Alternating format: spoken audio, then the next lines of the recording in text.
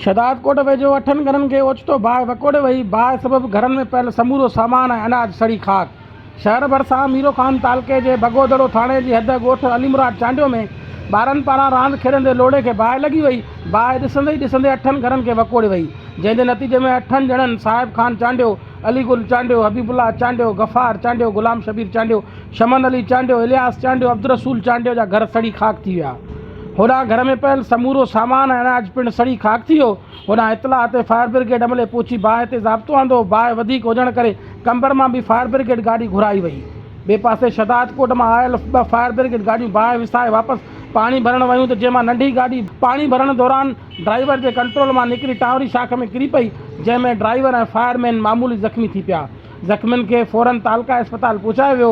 होॾां शाख में किरियल गाॾी खे ॿाहिरि कढण लाइ हेवी मशीनरी घुराए फायर ब्रिगेड गाॾी खे ॿाहिरि कढियो वियो। ॿिए पासे ॻोठ में लॻल बाहि देरि ताईं जारी रही, जंहिंखे विसाइण लाइ फायर ब्रिगेड अमलो ऐं ॻोठाणा कोशिश में देरि ताईं रुधल रहिया।